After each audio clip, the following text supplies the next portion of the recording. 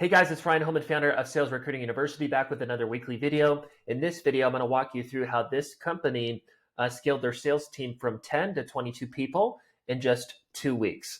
How would you like to double your sales team or more within a couple of weeks? This guy said, literally doubled my sales team in 2 weeks, and I'm talking quality, and we're just getting started here. And so the first thing that I notice when I read this is he says, these people are quality. Now, what he's talking about in this review that he gave of Sales Recruiting University is they're probably quality compared to what they've recruited historically. Or maybe they're just assumptions about the candidates because they look good and maybe have a good background and they talked good in the interviewing process. But the first thing that I assume here is that although he onboarded 12 people within a couple weeks, which is freaking awesome, that's huge. That is a big win. All of them are not maybe technically quality. Most likely some of these people are going to cycle out of the sales program and maybe they don't go do the work necessary to see success within the sales role. So the first thing to point out there is that just because somebody says yes to you and just because they maybe communicate well and maybe even look well and have a decent background, you can have your subjective opinion about candidates, but your subjective opinion is always not going to be objective. We like to hire volumes of people, right? Every client's a little bit different. Some of them want to onboard one at once because that's all they can handle from a training perspective. But even those clients, we try to help them transition their onboarding, training, and management systems to allow for maybe 2, 3, 4 onboards at once because there's going to be people that cycle out of the program. Now, that's not always doable if you have like salaries and leads, but the type of client we typically help is an all commission opportunity where maybe reps are self-generating and closing their own leads.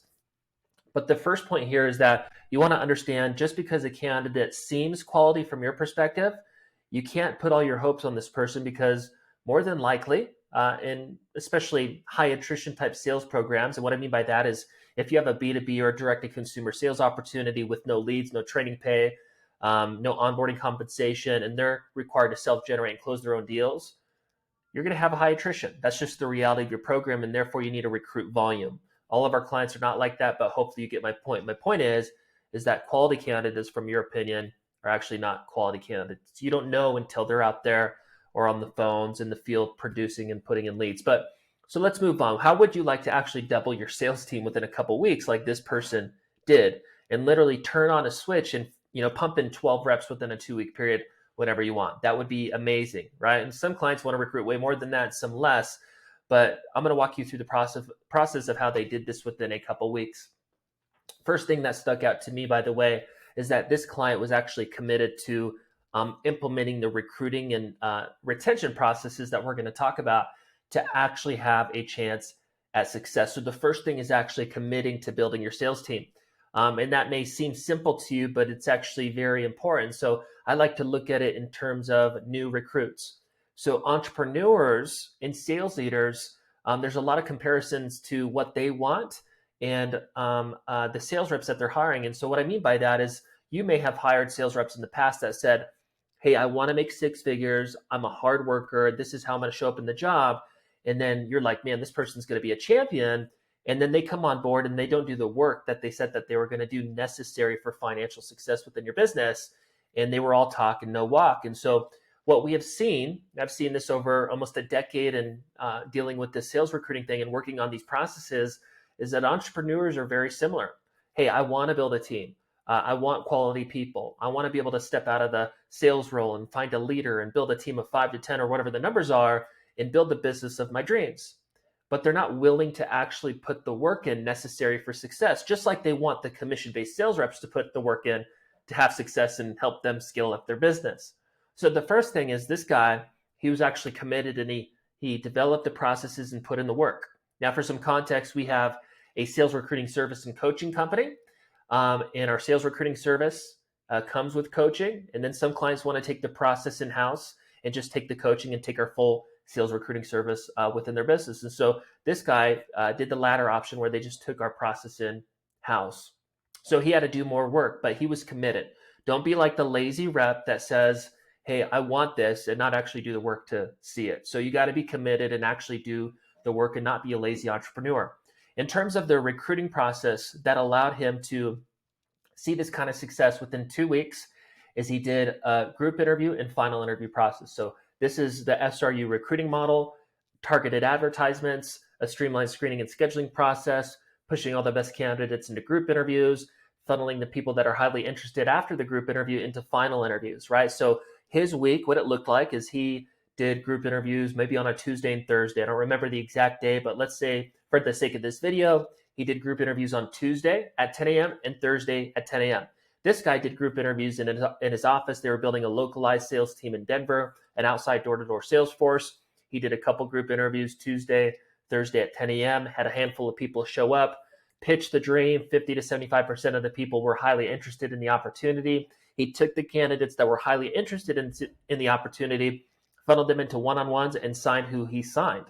And he did that for 2 weeks. So 2 group interviews per week, several final interviews per week right after the group interview. He did that for 2 weeks, and the end result was signing 12 reps. So at a high level, that's kind of the recruiting process: ads, screening and scheduling, group interviews, and final interviews.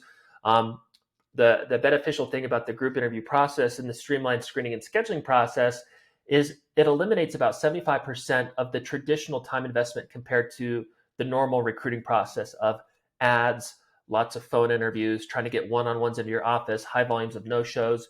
What we do here is we eliminate the phone interviews, push all the best people into group interviews, and eliminate no-shows by doing groups and finals right after the group interview. Saves you a ton of time. The next thing that he was focused on, that he worked on leading up into the recruiting process, and he's even worked on it after the recruiting process, was he cared about retention, because companies falsely assume that they just need the right people, when in reality you need to be good at recruiting and ideally get the right people, but you also need to back that up with a good program. And that program consists of a solid compensation plan, good training, good management structure, ultimately a good culture that makes people want to come to work every single day. Okay, so he focused on retention as well. By the way, when you focus on all these things, not only is your opportunity more attractive from a recruiting perspective, but it practically results into higher retention, which is going to make your life easier from a leadership standpoint.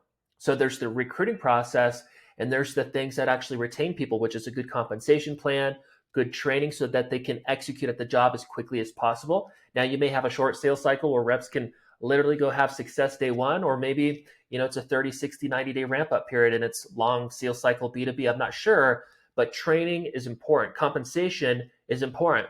Now, in terms of compensation, there's everything from all commission to a base plus commission. We typically help all commission opportunities.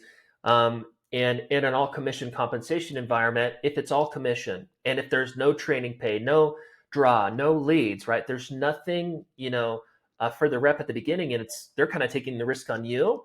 Well, you need to back that up with really sexy incentives in the compensation plan, and then also really pump volume through your recruiting process, because through the volume and getting good at persuading people into your opportunity, through the volume, you're going to get people to stick and retain. But from a compensation perspective, the ideal situation is that they make money quickly, although hundreds of our clients don't have opportunities like that. They have opportunities where you can't make money for 30, 60, 90 days, and therefore we need to increase the volume of recruits, because through the volume, we get people to stick. They also need a good training program, right? If you can't train people on how to do the job well and give them everything that they need for success, allowing the average Joe and better to plug in, do the work, and see predictable sales success, then you're only going to get the people to stick that are kind of like top 5%ers, people like you and I, where we can be thrown into any type of opportunity and be like handed a script and get the basics of the job and go wing it and have success.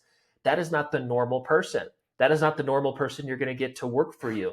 We need to build our systems and our training program around the average person so they can actually have a chance for success. And the reality is even those top 5%ers, they deserve a good training program as well.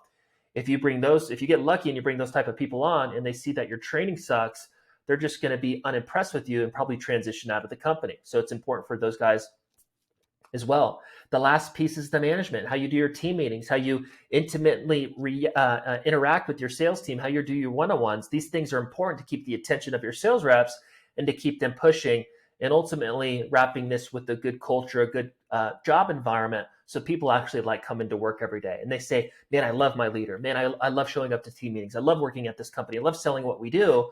That's what you want to keep people trucking and bringing in revenue. And these things together can ultimately put you in a place to predictably scale up your revenue, which is what every business owner wants. So I hope you found value in this video today. If you did, go ahead and subscribe, drop a comment, a question, and we'll look forward to next week's video. Thank you.